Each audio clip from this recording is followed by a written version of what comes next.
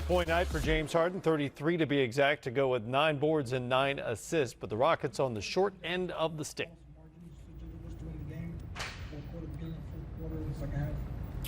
Yeah, just looking back, we just gave up too many offensive rebounds throughout the course of the game. Then that fourth quarter, that turning the ball over, not getting great shots, and then coming down getting transition points was the game right there. Jonathan Fagan. Scored about, I think, 62 in the first half, 38 in the second half. How did it change that drastically? Our pace. We weren't in attack mode. They did a good job of trapping, and we didn't make them pay for it. Brandon Scott.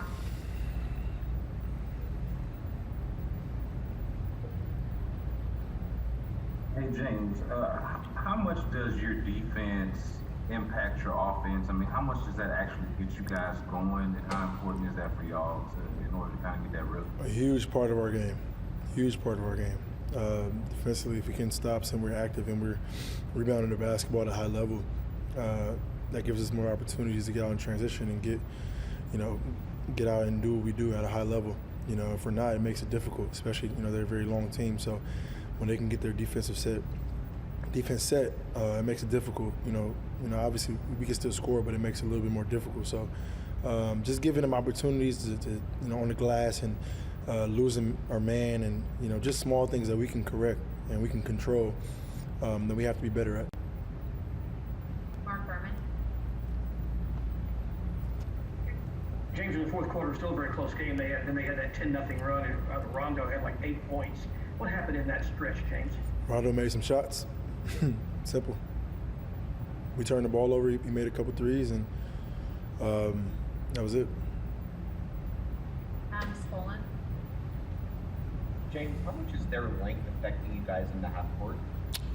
They're a long team, and we know that. They got length at the rim, but it's more of our pace, and it's more of us. Obviously, we know that already. We know coming into the game, but we can't play into their strengths and things that they love to do, and that's half court, slow the pace up, and let them get set and let them meet us at the rim, which I think we did, especially in that second half. Brian Fairfield. Jay, what was the adjustment made on LeBron? He had 29 in the first half, but you all held him to 7 points in the second half.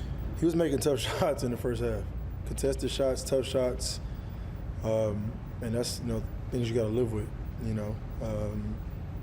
He took those same shots in that second half and didn't make them. So it's more about guys like Rondo, obviously Bron and AD are going to get their points, just the volume of shots that they shoot. But there's other guys that we need to control. Last game it was Markieff. This game it was Rondo.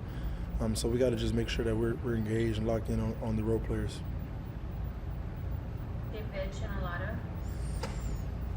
Hey James, they've been going small a lot compared to what they usually do in the regular season. How much then playing with Davis and center changed the way you guys face them? It doesn't change at all. Tim McMahon. James, you've mentioned Rondo hitting shots a couple of times. Obviously there are times where you've got to, choose who you want to give a decent look. Do you need to maybe reevaluate?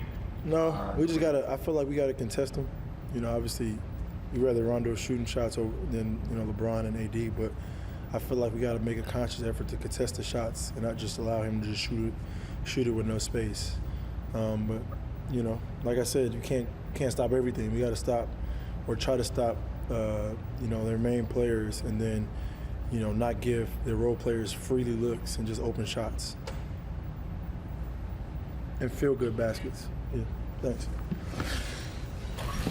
James Harden, who referenced playoff Rondo a couple times. Rajon Rondo scored or assisted on 23 of the Lakers' 30 points in the fourth quarter. He has been a huge